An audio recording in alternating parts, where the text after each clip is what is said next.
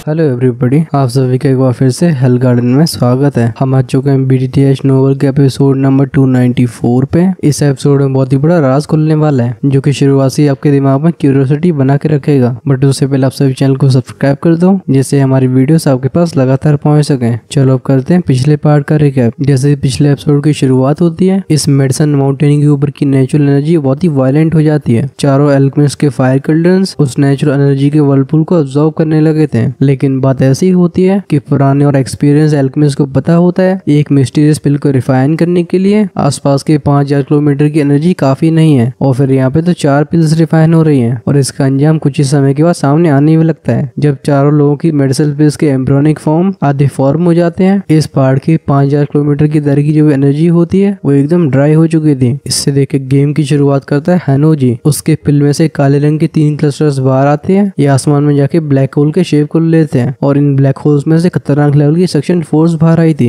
जियान, एल्डवानहो और old man Shenlong, इन तीनों की पिल फर्नेस की एनर्जी ये ब्लैक होल खींचने लगते हैं। ये देख के बाकी लोग फ्यूरियस हो जाते हैं। एल्डर शेनलोंग के पास भले नंबर 5 की हेवली फ्लेम हो, लेकिन लाइफ स्प्रेड फ्लेम के पास कोई भी फाइटिंग एबिलिटीज नहीं होती। इस वजह से वो हैनोजी के खिलाफ स्ट्रगल करने लगते हैं। वहीं पे एल्डवानहो की हेवली फ्लेम रैंकिंग में नंबर 10 पे होती है। खैर ये सेम चीज जियान के लिए नहीं कही जा सकती। जब ये हैनोजी सेक्शंस को लेता है तुरंत ही लिटरली एकदम गुस्सा हो जाता है। जियान के फायर कल्डर में से वो पिंक फ्लेम बाहर आती है जो जियान वाला ब्लैक होल था। प्योरीफाइड डिवाइन लोटस फ्लेम उसे ढक के पूरी तरह से रिफाइन कर लेती है। इस तरीके से हैनोजी का काफी एनर्जी का नुकसान हो जाता है क्योंकि ब्लैक होल भी फ्लेम सीड से बने होते हैं। लेकिन बात बस यहीं पे नहीं रुकती। लिटरली इतना ज्यादा फ्यूरियस हो चुका था जब एल्डर शेनलोंग, एल्डर वानुओ और हैनोजी के बीच में फाइट चल रही थी तो फिर लिटरली अपीयर होता सीधा हैनोजी के कल्डन के ऊपर और उसमें जो एम्ब्रियोनिक पिल होती है लिटरली उसके ऊपर डकैती डाल लेता है। वो वापस जियान के पास लौट के तुरंत से रिफाइन करने लगता है और इसकी प्योर एनर्जी जाती है जियान के कल्डन में, जिससे जियान की रिफाइनमेंट आगे बढ़ती है। ऐसे सीन को देख के वो हैनोजी एकदम पागल हो गया था। वो सबको छोड़ के जियान के ऊपर हमला कर देता है लेकिन उसका सामना करता है नॉर्दर्न किंग। खैर हैनोजी के एम्ब्रियोनिक पिल की एनर्जी मिलने के बाद भी जियान को पिल फॉर्म करने में परेशानी होती है। अब क्योंकि एल्डर वानुओ और एल्डर शेनलोंग की मेडिसिन पिल्स हैनोजी के द्वारा डिस्टर्ब हो चुकी थी, ये दोनों अपनी एम्ब्रियोनिक पिल की एनर्जी जियान को दे देते हैं। यानी कि इनकी उम्मीद टिकी हुई थी जियान के ऊपर और जियान इन्हें निराश भी नहीं करता। जब इन दोनों की एम्ब्रियोनिक पिल्स की पूरी एनर्जी रिफाइन कर ली जाती है तो फिर अंत में जाके जियान की एम्ब्रियोनिक पिल पूरी तरीके से फॉर्म हो जाती है, जिसके बाद शुरुआत होती है पिल रेन की। बेसिकली कहावत है when the pill rain descends mysterious pill forms. और इस तरीके से कई 100 सालों के बाद जियान पहली मिस्टीरियस पिल को रिफाइन कर लेता है। साथ ही वो बन गया था दुगी कॉन्टिनेंट का टॉप एल्केमिस्ट। वो याओ क्लैन के लीडर याओडेन से यालाओ की क्लैन टैबलेट की बात करता है जिसमें याओडेन मान भी लेते हैं। बट ट्विस्ट आना भी बाकी था। वो हैनोजी भी एक अजीब सी स्माइल के साथ बोलता है, क्लैन चीफ याओडेन, मैं भी आपके पास एक रिक्वेस्ट लेके आया हूँ। याओडेन कहते हैं क्या हुआ? हैनोजी कहता है मैं याओ क्लैन के तोशे एंशिएंट गॉड जेड को बोरो करना चाहता हूँ। यानी कि तोशे एंशिएंट गॉड जेड को उधार मांग रहा था। अब आगे क्या होता है चलो हम जानते हैं इस एपिसोड में, लेकिन इस वीडियो को एंड तक जरूर देखना वरना आगे तुम्हें शायद इतना मजा ना आए। जैसे एक छोटा सा पत्थर तालाब में गिर के बड़ी बड़ी वेव्स को बना देता है, जैसे हैनोजी के मुंह से शब्द बाहर आए थे इस स्टेडियम के लोग जिनके बीच में टियर 9 मिस्टीरियस पिल की वजह से बातचीत चल रही होती है वो पूरी तरह से शांत हो जाते हैं। एक ही पल में याओ क्लैन के एल्डर्स के एक्सप्रेशंस ग्लूमी हो जाते हैं। इन सभी की आंखों में कोल्ड लाइट फ्लैश हो रही थी। 8 एंशिएंट क्लैंस में से हर एक क्लैन के पास तोशे एंशिएंट गॉड जेड का एक पार्ट है। इससे क्लैन का सबसे बड़ा खजाना माना जाता है। कोई ऑर्डिनरी एल्डर तो इसे देख भी नहीं सकता। जिन्हें इसके बारे में पता नहीं होता उनकी आंखों में हैनोजी की बात काफी नॉर्मल सी लगती है, लेकिन जो उसके बारे में जानते थे वो हैनोजी को किसी पागल की तरह देख रहे होते हैं। आखिर याओ क्लैन ऐसे ट्रेजर को उसे क्यों देगा? क्या ये बंदा हान क्लैन में अपने दिमाग को छोड़ आया है? अभी जियान की आंखें जो कि हैनोजी को देख रही होती हैं उनमें एक अजीब सी चमक आ चुकी होती है। इस बंदे के चेहरे पे जो अजीब सी स्माइल है वो जियान को सही सिग्नल नहीं दे रही। याओ क्लैन के सामने से शब्दों को बोलना ये याओ क्लैन की प्रेस्टीज को चैलेंज करने जैसा है। और जैसे इस बंदे की 6 स्टार दोशन की स्ट्रेंथ है वो याओडेन के हाथ से बच नहीं सकता। जियान के कई सालों के फाइटिंग एक्सपीरियंस की वजह से वो एक्सट्रीमली सेंसिटिव हो चुका था। वो कहता है कुछ तो गलत है। जियान का दिल काफी अजीब तरीके से धड़क रहा होता है। ये हैनोजी कोई फूल नहीं था। उसे अच्छे से पता हुआ कि जैसे वो इन शब्दों का इस्तेमाल करेगा याओ क्लैन उसके साथ कैसा बर्ताव करने वाला है, और तब भी ये बंदा डरता नहीं। ये सोच के जियान का दिल और बैठ जाता है। उसकी बॉडी मूव होती है, वो यालाओ के साइड में अपीयर होता है। जियान बहुत ही सीरियस एक्सप्रेशन के साथ बोलता है आपको केयरफुल रहना होगा। ये सुन के यालाओ भी नोट करते हैं। उन्हें भी हैनोजी काफी ज्यादा अजीब सा लग रहा था। आसमान में खड़े एल्डर वानुओ का एक्सप्रेशन डार्क और सोलम था। उनकी किलिंग इंटेंट से भरी आंखें हैनोजी को देखती हैं। जैसे याओडेन उन्हें ऑर्डर देते हैं वो इस बंदे के ऊपर तुरंत ही हमला करके इसे खत्म कर देंगे। याओ क्लैन के अंदर सेकंड इन कमांड होने की वजह से एल्डर वानुओ का सीन बिल्कुल बर्दाश्त नहीं था। याओ क्लैन की लीडर सीट पे बैठे याओडेन की आंखें बिना कोई एक्सप्रेशन के साथ हनोजी को देख रही होती है। उनकी आंखें ऐसे बहुत ही पैनी हो गई थी। वो एक इमोशनलेस आवाज में कहते हैं, हनोजी क्या तुम्हें तुम्हारे शब्दों का मतलब पता है? हनोजी के चेहरे को देख के ऐसा बिल्कुल नहीं लगता जैसे याओडेन की आंखों की किलिंग इंटेंट से उसे बिल्कुल फर्क भी पड़ रहा हो। वो हंस के बोलते हैं, हाँ क्लैन हेड याओडेन, तोशी एंशिएंट गॉडजेट बस डिजास्टर को लाता है। अगर याओ क्लैन में रहेगा तो फिर ये बस कैलेमिटी को बुलाएगा। मुझे लगता है कि आप सभी की सेफ्टी के लिए आपको इसे हमारे हाथों में दे देना चाहिए। हनोजी के ऐसे शब्दों को सुन के एल्डर वानुआ का एक्सप्रेशन पूरी तरह से ग्लूमी हो जाते हैं। वो कहते हैं, हनोजी लगता है तुम्हें मौत का बिल्कुल भय नहीं है। आज मैं तुम्हें यहाँ पे कैप्चर करने वाला हूँ। तुम्हें तब भी छोड़ा जाएगा जब तुम्हारे क्लैन हेड खुद यहाँ पे आएंगे। जैसे उनके मुंह से फ्यूरियस आवाज बाहर आती है, उनकी वास्ट और माइटी की चारों तरफ फैलने लगी थी। उनकी बॉडी फ्लैश होकर हनोजी के सर के ऊपर अपीयर होती है और उनके बड़े से हाथ में उनकी 9 सीरीड विंड फ्लेम इकट्ठी हो गई थी। उनकी हथेली रूथलेस तरीके से हनोजी के सर की तरफ आगे बढ़ती है, लेकिन एल्डर वानु के से फिरोशियस अटैक को देख के हनोजी बस एक स्माइल को पास करता है। उसकी आंखें देखती हैं दूर के आसमान को। वो खुद से बड़बड़ाती हुई बोलता है, शायद अब समय आ गया है। तुरंत ही उसके चेहरे पे एक अजीब सी स्माइल आ गई थी। उसकी आंखों की गहराई में जो ब्लैक ड्रैगन होता है, जिसे वो काफी समय से सप्रेस करता आ रहा था, हम उसे एकदम वाइल्ड होते देखते हैं। हनोजी का ऑरा तुरंत ही राइज होता है। आसमान में खड़ा हनोजी अपने हाथ को वेव करता है। उसका वो नॉर्मल सा अटैक बैंग साउंड के साथ उस इनॉर्मस विंड फार्म से जाके टकराता है। सब लोग शॉक तब होते हैं जब वो देखते हैं कि एल्डर वानु का वो खतरनाक अटैक हनोजी के पाम के द्वारा पूरी तरह से डिवावा कर लिया गया है। वहीं पे एल्डर वानु, जिनका ऑरा काफी शॉकिंग था, लगता है वो चोटिल हो गए। उनकी मुंह से गर की आवाज के साथ खून बाहर आता है और वो पीछे उड़ते हुए दिखाई देते हैं। वो अंत में जाके नीचे स्टेडियम में गिरे थे। उस जगह पे एक बहुत ही गहरा गड्ढा बन जाता है। भले ऐसे वातावरण की वजह से आसमान की हवाएं रुक गई हो, तब भी हनोजी के कपड़े फ्लटर हो रहे होते हैं। इस समय उसकी दोनों आंखें पूरी तरह से काली हो चुकी थी। ये उसे काफी ज्यादा अजीब सी अपीयरेंस दे रही होती है। उसके मुंह से निकली वो हल्की सी आवाज पूरे आसमान में गूंजती है। वो कहते हैं, हाँ मुझे तुम सभी के साथ खेलते हुए काफी समय हो गया है। इसे तुम सभी मेरा ब्याज समझ लो। अभी सभी के चेहरों के हाव ड्रास्टिकली चेंज हो चुके थे। वो आसमान में खड़े हनोजी को डिसबिलीव के साथ देखते हैं। इस समय इस बंदे का ऑरा एल्डर वानु के ऑरे को पूरी तरह से पीछे छोड़ चुका होता है। एक एल्डर चिल्ला के बोलता है, 7 स्टार दोशेंग। येलो जो कि जान के साइड में थे, ऐसे सीन को देख के उनके एक्सप्रेशन भी चेंज हो जाते हैं। वो सॉफ्ट आवाज में कहती है, बंदा अपनी स्ट्रेंथ को छिपा रहा था। अब मुझसे ये मत कहना कि यहाँ पे याओ क्लैन के एंशिएंट जेड के ऊपर डकैती डालने के लिए आया है। अभी जियान का चेहरा बहुत ही ग्रेव दिखाई देता है। उसकी दोनों आंखें इंटेंस तरीके से हनोजी को देखती हैं। शुरुआत से जियान को बिल्कुल अंदाजा नहीं होता कि ये इंसान अपनी स्ट्रेंथ को हाइड कर रहा है। जियान कहता है, भाई लिटरली ने इसके एम्ब्रियोनिक पिल को स्नैच कर लिया हो, तब भी अपने गुस्से को दबा पाया है। सच में इंसान षड्यंत्र रचने में माहिर है। लेकिन क्या ये सिर्फ अपनी स्ट्रेंथ पर रिलाई करते हुए याओ क्लैन से उस एंशिएंट जेड को छीनना चाहता है? इस समय याओडेन, जो कि लीडर स्पॉट पे खड़े हो गए थे, उनका चेहरा पूरी तरह से डार्क और कोल्ड हो चुका था। वो हनोजी को इंटेंस तरीके से देखते हुए डीप आवाज में कहते हैं, एल्डर सिग्नल को भेजो, दिल्ली से यान क्लैन और ले क्लैन को इन्फॉर्म किया जाए। उन्हें बताना कि लिंक क्लैन और शी क्लैन के डिसअपीयरेंस होने का कारण मिल गया है। याओडेन के ऐसे शब्दों को सुनने के बाद सभी के हाव बदल जाते हैं। इस समय जियान की बॉडी भी ट्रेम्बल हो गई थी। उसकी शौक से भरी निगाहें देखती हैं हनोजी की तरफ। क्या सच में हान क्लैन ने किया है? हालांकि याओ क्लैन के एल्डर्स को याओडेन के शब्दों में डरा दिया था, तब भी वो बिल्कुल हेजिटेट नहीं करते। एक स्क्रोल को बाहर निकाल के उसे तुरंत ही क्रश कर दिया जाता है और एक स्पेशल फ्लक्चुएशन फैलती है। लेकिन ये स्पेशल फ्लक्चुएशन अग्लोमरेट होके एक स्पेशल टनल में एंटर करने वाली थी, तभी ऐसा लगता है जैसे किसी ने डिस्टर्ब कर दिया है। ये अचानक से झटका मारती है और वो टनल जो कि अभी फॉर्म ही हुई थी, एक ही पल में वो गायब हो जाती है। ऐसे सीन को देख के याओ क्लैन के मेंबर्स को ऐसा लगता है जैसे कि उन्हें किसी बर्फ के पानी में डुबा दिया गया। कुछ एल्डर्स जिनकी रिएक्शन स्पीड काफी तेज थी, वो क्लैन के इमरजेंसी सायरन को तुरंत ही बजा देते हैं। ये सुन के याओ क्लैन की पूरी माउंटेन रेंज में एकदम हड़कंप मच जाता है। तुरंत ही हवा को चीरते हुए याओ क्लैन के वॉरियर्स यहाँ पे अराइव होते हैं। याओ क्लैन का एक एल्डर चिल्ला के बोलता है, हनोजी तुमने क्या किया? आसमान में देख के हनोजी स्माइल करता है। वो कहते हैं, लगता है ये पूरा हो गया। यहाँ पे आए याओ क्लैन के वॉरियर्स को वो पूरी नजर से नहीं देखता। वो बस एक कैजुअल आवाज में कहता है, कुछ नहीं, मैंने बस याओ क्लैन के रियल्म को लॉक किया है। इन शब्दों ने कमोशन को बना दिया था। वो अलग अलग एक्सपर्ट्स जो कि इस मेडिसिन सेरेमनी को देखने के लिए आए होते हैं, इस समय इनके एक्सप्रेशंस ड्रास्टिकली चेंज हो गए होते हैं। ये तुरंत ही अपने स्पेशल स्क्रोल को बाहर निकाल के उन्हें तोड़ डालते हैं। लेकिन रिजल्ट वही था जो कुछ समय पहले याओ क्लैन के साथ हुआ था। सीन शिफ्ट होता है जियान की तरफ। हम उसे एक गहरी सांस को लेते हुए देखते हैं। इस समय उसके चेहरे के एक्सप्रेशंस बहुत ही खतरनाक तरीके से अगली हो चुके थे। जियान कहता है कुछ बुरा होने वाला है। उसने एक्सपेक्ट नहीं किया था कि हान क्लैन का टारगेट एक्चुअली में याओ क्लैन होगा। और सबसे बड़ी अचंभे की बात यह है कि हान क्लैन याओ क्लैन को तब टारगेट करेगा जब याओ क्लैन अपनी मेडिसिन सेरेमनी को हेल्ड कर रहा होगा। अभी याओडेन के एक्सप्रेशन ग्लूमी थे। वो तुरंत ही अपनी उंगली की एक अंगूठी पे प्रेस करते हैं, वो एकदम बिखर जाती है। ये अंगूठी याओ क्लैन और ले क्लैन को एक स्पेशल सिग्नल को भेज सकती थी। ये अंगूठी बस तीनों क्लैन हेड्स के पास ही होती है। इसे देख के हनोजी हंस के बोलता है, हाँ क्लैन हेड याओडेन, आप अपने एफर्ट्स को इस तरीके से बर्बाद मत करो। लेकिन याओडेन इन शब्दों को पूरी तरह से इग्नोर कर रहे थे। उनकी आंखें देखती है अपनी उंगली के पास में, और जैसा कि पहले हुआ था वो स्पॉट जहाँ पे फ्लक्चुएशन अपीयर हुई थी, इस समय वो किसी मकीदर वहीं पे घूम रही होती है। साफ तौर पे इसे बाहर ट्रांसमिट नहीं किया जा सकता। ऐसे सीन को देख के याओडेन का दिल पूरी तरह से बैठ जाता है। याओडेन का दिल भले बैठ चुका हो, लेकिन आखिरकार वो भी याओ क्लैन के क्लैन हेड थे। वो जल्दी से अपनी कामनेस को रिकवर करके बोलते हैं, हनूजी, मेरे याओ क्लैन और येन क्लैन के बीच में स्पेशल टनल बन चुकी है। अगर उन्हें मालूम पड़ता है कि टनल टूट गई है तो वो डेफिनेटली समझ जाएंगे कि यहाँ पे कुछ हो गया है। जैसे ही खबर फैलती है, गू क्लैन भी अपने हाथों पे हाथ रख के बैठने वाला नहीं है, और अगर हमारे चारों क्लैन साथ में आ जाते हैं तो फिर तुम्हारा हन क्लैन डेफिनेटली डिस्ट्रॉय हो जाएगा। हनूजी हल्की आवाज में कहता है, मेरा हन क्लैन लिंक क्लैन और शी क्लैन को ऐसे एलिमिनेट कर पाया कि तुम्हें कानो कान खबर भी नहीं मिली। हम नेचुरली तुम्हारे याओ क्लैन को भी इस दुनिया से वेपराइज कर सकते हैं। हनूजी का शरीर आसमान में उठता है। अब बिना रुके उनका 7 स्टार दोशेंग का फ्राइटिंग ऑरा पूरी तरह से विस्फोट हो गया था। ये पावरफुल प्रेशर एक्चुअली में उस हनूजी के ऑरे से भी ज्यादा स्ट्रॉन्ग होता है। याओ क्लैन के क्लैन हेड की स्टैंड सबके सामने थी। जब याओडेन की बॉडी आसमान में जाती है तो फिर वो लोग जो कि अलग अलग फैक्शन से आए हुए थे वो रिस्पेक्टफुल आवाज में चिल्ला के बोलते हैं, एल्डर हनूजी, ये मामला आपके हन क्लैन और याओ क्लैन के बीच का है। इसका हमारे साथ कोई लेना देना नहीं है। मैं उम्मीद करता हूँ कि आप हम पे दया करके हमें जाने दोगे। हम ऐसे एहसान को भविष्य में चुकाएंगे। इस समय सभी पैनिक फील कर रहे थे। शी क्लैन और लिंक क्लैन के डिसअपीयर होने के एग्जाम्पल सबके सामने है। वो जानते थे कि अगर वो यहाँ पे बने रहते हैं ये बिना की शक के मारे जाएंगे। इन सभी की बातों को सुन के हनूजी स्माइल करता है। वो कहते हैं, हाँ ये तो बिल्कुल नेचुरल बात है। जो लोग याओ क्लैन के मेंबर्स नहीं है, मैं आप सभी को बिल्कुल नहीं रोकूंगा। हनूजी के ऐसे शब्दों को सुन के वो सभी लोग खुश हो जाते हैं। बिना फालतू की बकवास करते हुए वो पीछे मुड़ के अपनी पूरी स्ट्रेंथ का इस्तेमाल करके भागने लगते हैं। जियान जो कि पीछे रह गया था वो इन सभी को भागते हुए देख अपनी बॉय से कोड़ लेता है, क्योंकि वो पहले से हन क्लैन से डील कर चुका है। उसे नेचुरली पता होता है कि हन क्लैन कितना रूथलेस है। हन क्लैन बिल्कुल इन सभी को जाने नहीं देने वाला। और जियान के दिमाग में विचार आया ही था तभी दूर से कई ब्लैक लाइट्स आती हुई दिखाई देती हैं और साथ में सुनाई देती हैं कई चीखने की आवाजें। सभी देखते हैं कि जब दूरी पे ब्लैक लाइट फ्लैश हुई थी, इस रियल्म के बाहर के खाली स्पेस में से शॉकिंग लेवल की ब्लैक फ्लेम दिखाई देने लगी है। अंत में जाके चारों तरफ फैल के पूरी जगह को कवर कर लेती है। अब ये जगह ऑलमोस्ट डार्क हो चुकी थी। एम्प्टीनेस से बाहर इस ब्लैक फ्लेम को देख के जियान एक ठंडी सांस को भरता है। उसकी आंखें श्रिंक हो गई थी। जियान कहता है,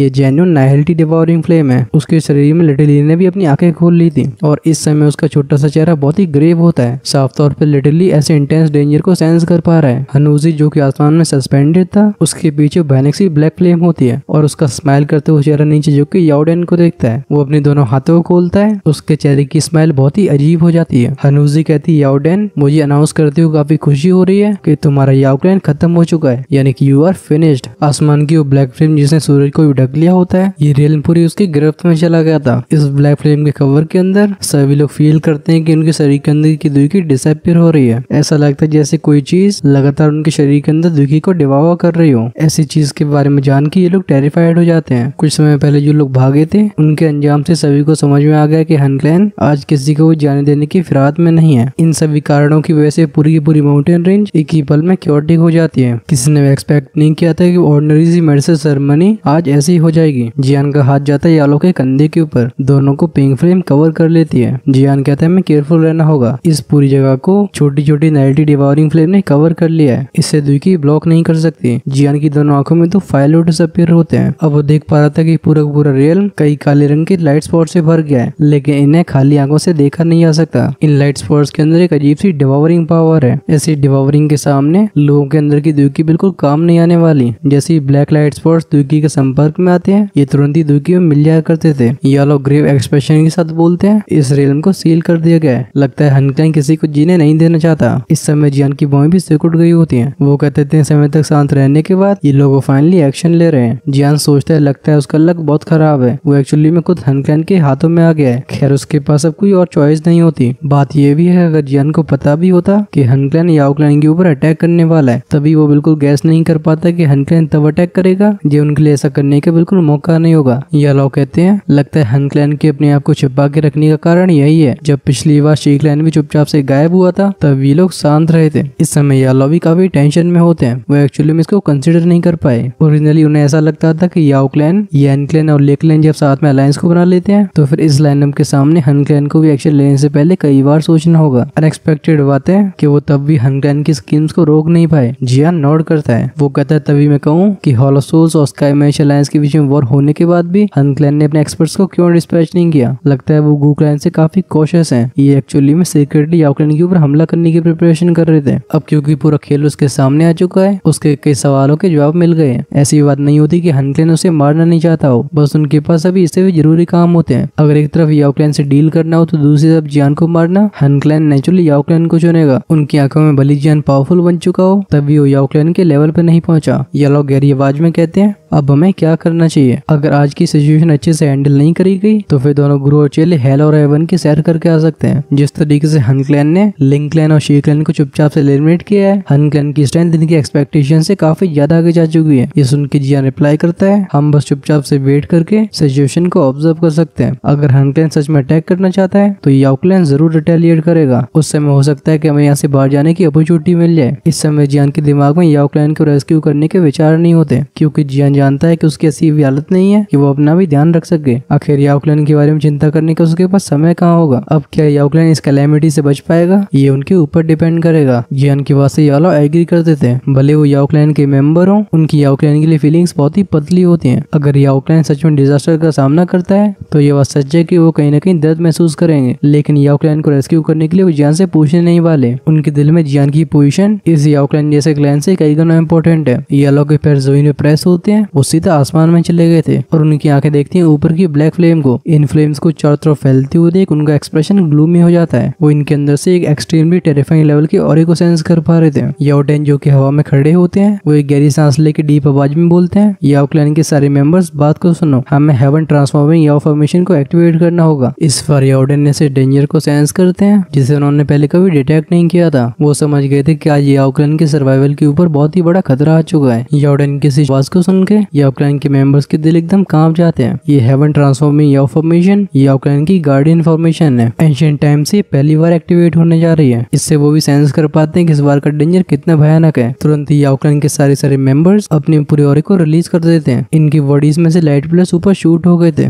तुरंत ये पार्ट झंझना जाता है। ये ह्यूज लाइट प्लस बादलों को चीर देते हैं। अंत में जाके एक दूसरे में मिलके एक बहुत ही बड़ी अजीब सी फॉर्मेशन बना लेते हैं। जिस पल ये फॉर्मेशन फॉर्म हुई थी, हम यहाँ की सारी जड़ी बूटियों को विदर होते हुए देखते हैं। इनकी सारी एनर्जी खींच ली गई थी और वो एंडलेस एनर्जी ऊपर की बड़ी फॉर्मेशन में जाती है। अभी याओ क्लैन का हर एक मेंबर जो कि दुखी को प्रैक्टिस करना जानता था, वो उसे पूरी तरह से रिलीज कर चुका होता है। स्विच के साउंड के साथ इनके शरीर से बाहर आने वाले वो लाइट प्लस सीधा आसमान में जाते हैं। मतलब बेसिकली ये फॉर्मेशन में एंटर कर रहे थे। जैसे लाइट फॉर्मेशन चमकती है, एक एंशिएंट बीस्ट जैसा टेरिफाइंग ऑरा राइज होता है। जिस समय प्रेशर रिलीज हुआ था, पूरा याओ रियल्म ट्रेम्बल हो जाता है। चारों तरफ से वास्ट और माइटी एनर्जी लगातार फॉर्मेशन में इकट्ठी होती है। इस फॉर्मेशन के अंदर होने की वजह से जियान के एक्सप्रेशन काफी ग्रेव हो गए थे। वो इस चमकती हुई ह्यूज फॉर्मेशन को देखता है। इसमें से जैसा प्रेशर बाहर आ रहा है, वो कम से कम एक 8 स्टार एलीट दोषंग के लेवल का है। याओ क्लैन की फाउंडेशन कैसी है अब जियान समझ रहा था। इस लाइट फॉर्मेशन को देख के याओ लोग के एक्सप्रेशन काफी ज्यादा कॉम्प्लिकेटेड थे। वो जियान से कहते हैं याओ क्लैन की गार्डियन फॉर्मेशन है, इसे कभी भी एक्टिवेट नहीं किया क्या। अनएक्सपेक्टेड बात है कि आज वो समय आ गया है। याओ लोग कहते हैं कि रूमर्स के हिसाब से इस फॉर्मेशन को याओ क्लैन के फाउंडिंग एंसेस्टर ने बनाया था। इसमें उनकी सोल का एक ट्रेस रह गया है। अगर इसे एक्टिवेट कर दिया जाता है तो फिर हो सकता है कि हन क्लैन को रोक सके।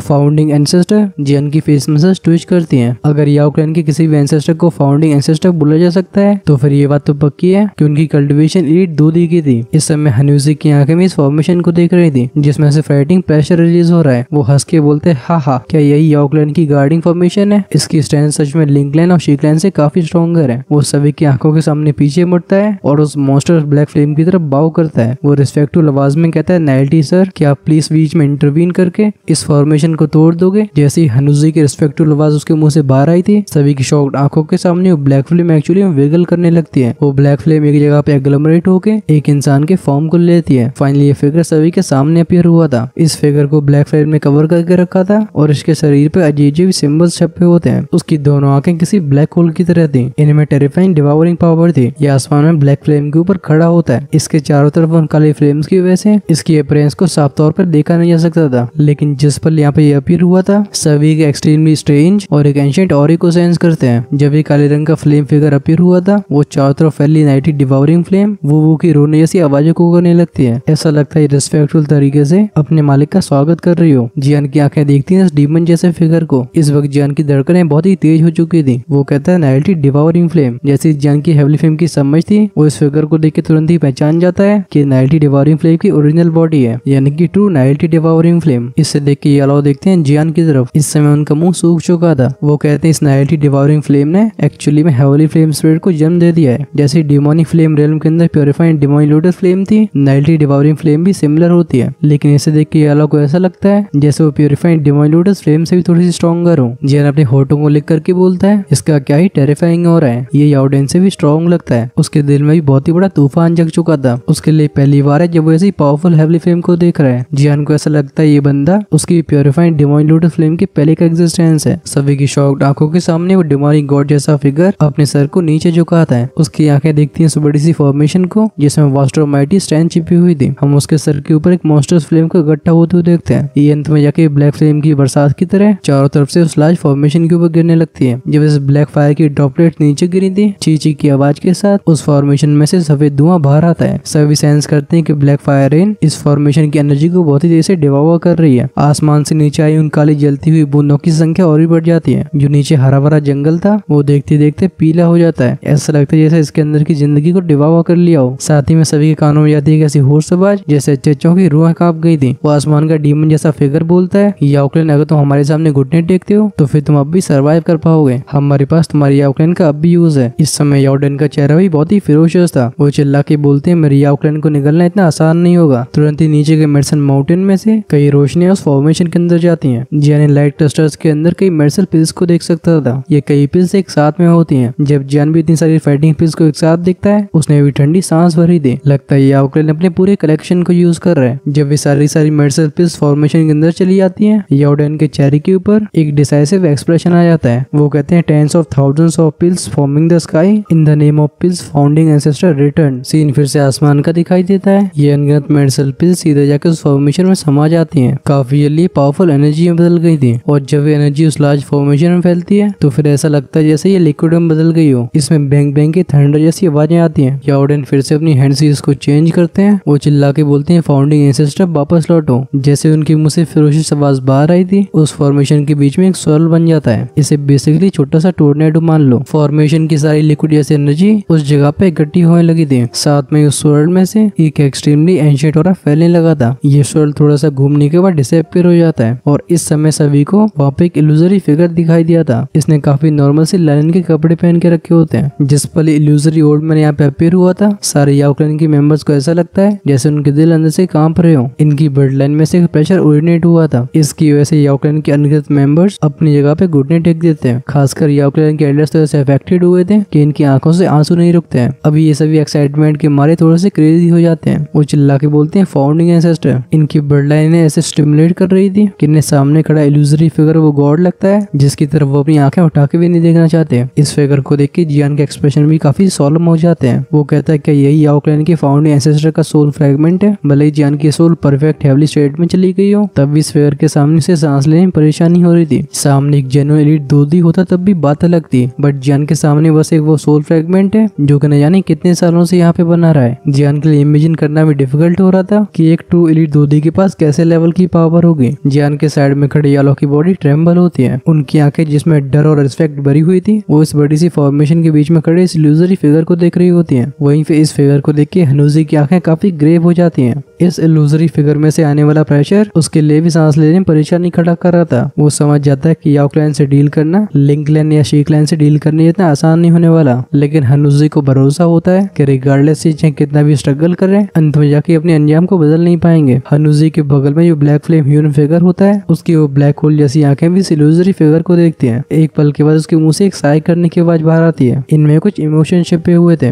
वो कहते हैं याओडी। वो नाइल्टी डिवोरिंग फ्लेम बोलता है बस अफसोस की बात यह है कि वो अल्टीमेट एक्सपर्ट अब बस एक सोल फ्रेगमेंट रह गया है। हमारा ध्यान जाता है याओडेन के ऊपर। वो आसमान में घुटने टेक के रिस्पेक्टफुल आवाज में कहते हैं फाउंडिंग एंसेस्टर अब प्लीज हमारे याओक्लिन को ब्लेस करो। वो इल्यूजरी सा दिखने वाला बुड्ढा याओडेन की बात को सुन के हल्का बड़बड़ाते हुए बोलता है याओक्लिन। इतने लंबे समय के बाद उसकी याददाश्त भी काफी धुंधली हो गई थी, लेकिन अच्छी बात यह है कि अब भी उसके पास याओक्लिन की मेमोरीज मौजूद हैं। उस बुड्ढे की एक्सट्रीमली एंशिएंट आंखें नीचे की तरफ देखती है। वो फिर से बड़बड़ाते हुए बोलता है आज याओक्लिन एक्चुअली में इतना कमजोर हो चुका है। जैसे यार्डन के कानों में इस इल्यूजरी फिगर की आवाज जाती है, उनका चेहरा क्या बोलते हैं उसे लज्जा से भर जाता है। हालांकि अभी का एरा एंशिएंट एरा से बिल्कुल अलग है, लेकिन यार्डन फालतू में बहाने नहीं बनाते। वो इल्यूजरी ओल्ड मैन याओक्लन के मेंबर से बात नहीं करता। वो अपने सिर को उठा के देखता है उस ब्लैक फ्लेम को जिसने आसमान को ढक लिया होता है। हम उसकी दोनों आंखों में एक लॉस्ट एक्सप्रेशन को आते हुए देखते हैं। वो कहता है ये नाइल्टी डिवॉरिंग फ्लेम है। जैसे ये फिगर अपने हाथ को वेव करता है, हम फॉर्मेशन को चमकते हुए देखते हैं। वो काले रंग की फ्लेम जो कि इसे जकड़ चुकी होती है, वो फोर्सफुली बिखर गई थी। आसमान में से सीन को देख के नाइल्टी डिवॉरिंग फ्लेम हल्के से स्माइल करता है। उसकी आवाज में कोई रिस्पेक्ट या फिर कोई डर नहीं होता। वो कहता है कंप्लीट मेमोरीज और कंप्लीट सोल के बिना तुम बिल्कुल किसी पपेट के जैसे हो। आज याओडी की एक्चुअली में ऐसी हालत हो चुकी है। चलो ये भी अच्छा ही है। तुम्हारी सोल के फ्रेगमेंट को कैप्चर करने के बाद मेरे पास अब 1 मिलियन सोल्स हो जाएंगे।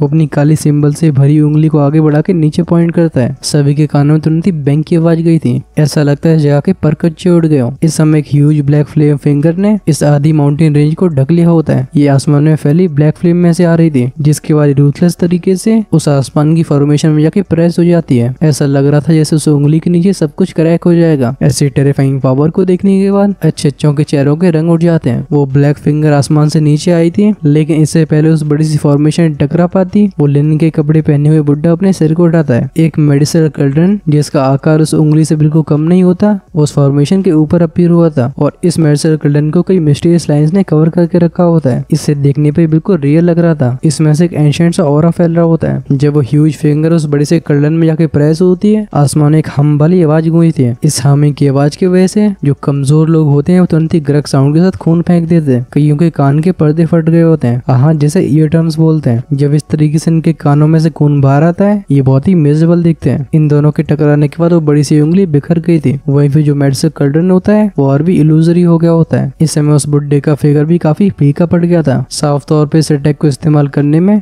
उसकी काफी ज्यादा एनर्जी बर्बाद हो चुकी है। अपने अटैक को ऐसे फेल होते हुए देख नाइल्टी डिवॉरिंग फ्लेम हंस के बोलता है, आखिर तुम्हारा सोल फ्रैगमेंट मेरे कितने अटैक्स को ब्लॉक करेगा। उसकी उंगली फिर से खाली हवा में प्रेस हो गई थी। तुरंत ही जमीन और आसमान हिलने लगता है। आसमान में कई बड़ी बड़ी उंगलियां अपीयर होती हैं और ये लगातार हम के साउंड के साथ उस ह्यूज कलर में जाके टकरा जाती थी। जब ऐसे हमिंग साउंड लगातार अपीयर होते हैं, उस बड़े से कलर के ऊपर कई क्रैक लाइंस दिखाई देने लगती हैं। जब याओडेन देखते हैं कि नाइल्टी डिवॉरिंग फ्लेम एक्चुअली में फाउंडिंग एंसेस्टर के सोल फ्रैगमेंट से डर नहीं रही है, उनके चेहरे के हाव बदल जाते हैं। वो तुरंत ही चिल्ला के बोलते हैं, याओक्लैन के सभी लोग अपनी सारी दुखी को फॉर्मेशन में भेजो। उनके शरीर की भी पूरी दुखी एक चमकती हुई रोशनी के पिलर में बदल के उस फॉर्मेशन में शूट हो गई थी। जगह जगह से अलग अलग लाइट प्लस विस्फोट होते हैं। इमीडिएटली वो ह्यूज कर्टन और भी रियल दिखने लगता है। ये एक्चुअली फॉर्मेशन से बाहर आके इस बार सीधा नाइल्टी डिवॉरिंग फ्लेम की तरफ चला गया था। इस ह्यूज कर्टन को अपनी तरफ आते हुए देख हनुजे के एक्सप्रेशन भी ड्रास्टिकली चेंज होते हैं। वो तुरंत ही अपने आप को नाइल्टी डिवॉरिंग फ्लेम के पीछे छिपा लेता है। इसे देख के नाइल्टी डिवॉरिंग फ्लेम एक काम आवाज में कहता है, अगर तुम्हारे पास याओक्लैन की स्ट्रेंथ है तो फिर मेरे पास भी है। जैसे वो अपने हाथ को वेव करता है, पूरा याओरेल में एकदम ट्रेम्बल होने लगा था। सभी देखते हैं कि इस फॉर्मेशन के आउटसाइड बहुत सारे काले काले फ्लेम के क्रिस्टल राइज हो रहे हैं और सीधा आसमान की काली फ्लेम में एंटर कर जाते थे। तुरंत ही पूरे याओरेल के अंदर लोगों की चीखने की आवाजें गूंजने लगती हैं। इन्हें देख के जियन का चेहरा बहुत ही ग्लूमी हो चुका था। वो कहता है याओक्लैन के डिसेंडेंट सिटीजन्स हैं। वो देख पा रहा था कि उन डेंसली पैक्ड लाइट क्रिस्टल्स के अंदर कई स्ट्रगल कर रहे इंसान हैं। ये सारे याओक्लैन के डिसेंडेंट सिटीजन्स थे। जिस पल ये ब्लैक फ्लेम क्लाउड्स में जाते हैं, जियान देखता है कि इन सभी की बॉडी खून बदल गई है और इन्हें पूरी तरह से डिवॉर कर लिया जाता है। ऐसे सीन को देख के जियान दांती मीस के बोलता है, ये बहुत ही निर्दयी निकले। ये डिसेंडेंट सिटीजन्स को भी जाने नहीं दे रहे हैं। इस याओरेल के अंदर कम से कम मिलियन डिसेंडेंट सिटीजन्स होंगे, लेकिन नाइल्टी डिवॉर फ्लेम इन सभी को डिवॉर कर रहा है। फॉर्मेशन के आउटसाइड जो भी शॉकिंग चेंज हुआ था, याओडेन इसे डिटेक्ट कर लेते हैं। हम उनकी आंखों को तुरंत ही क्रैक होते हुए देखते हैं।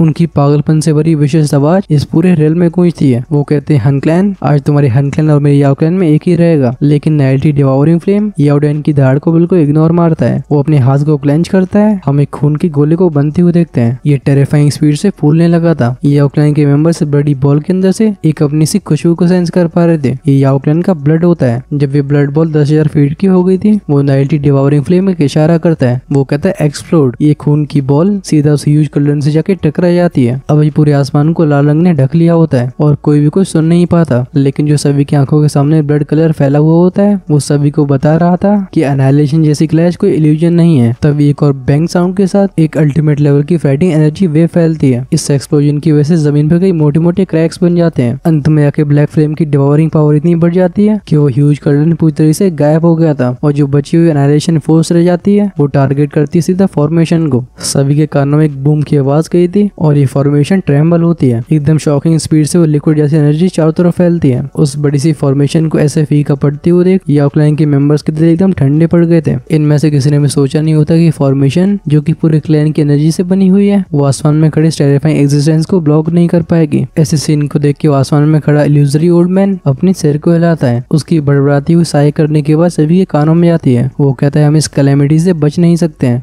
जैसे इसके मुंह से शब्द बाहर आए थे वो इल्यूजरी फिगर सीधा फॉर्मेशन से बाहर आ जाता है। एक इल्यूजरी रे ऑफ लाइट में बदल के बादलों को चीरते हुए आगे बढ़ गया था। इसकी रफ्तार रोशनी से भी तेज होती है। एंड में जाके सीधा नाइटी डिवोरिंग फ्लेम की बॉडी में चला गया था। जब इन दोनों के बीच में कोलिजन हुआ था तो सभी के कानों में एक बैंग वाली हल्की सी आवाज जाती है। हाउएवर नाइटी डिवोरिंग फ्लेम की बॉडी इसकी वजह से बस हल्की सी ट्रेम्बल हुई थी। वो पहली बार एक गुस्से से भरी आवाज में कहता है डैम ओल्ड गोस्ट तू इस दुनिया से गायब हो जा। चारों तरफ से ब्लैक फ्लेम इकट्ठी होने लगी थी। एक हल्की सी आवाज आती है, ऐसा लगता है जैसे एक सोल शैटर हो गई हो। ये आवाज भले काफी सॉफ्ट हो लेकिन इस मोमेंट में याओ क्लैन के सारे मेंबर्स की बॉडी वहीं पे थम गई थी। वो सेंस करते हैं कि उनके शरीर में जो ब्लड लाइन होती है वो धीरे धीरे वैनिश होती जा रही है। अब याओडेन की वो स्कारलेट आंखें डल तरीके से आसमान को देख रही होती हैं। उन्हें इस समय ऐसा लग रहा होता है जैसे इस समय उनका भरोसा टूट गया हो। वो कहते हैं फाउंडिंग एंसेस्टर। याओ क्लैन के सारे मेंबर्स की स्टंट आंखों के सामने वो फॉर्मेशन एकदम ट्रेम्बल होने लगी थी। फाइनली क्रैक का साउंड सुनाई देता है और सभी की शॉक आंखों के सामने एकदम एक्सप्लोड हो जाती है। यानी कि गार्डियन फॉर्मेशन जिसकी वजह से सभी प्रोटेक्टेड फील करते थे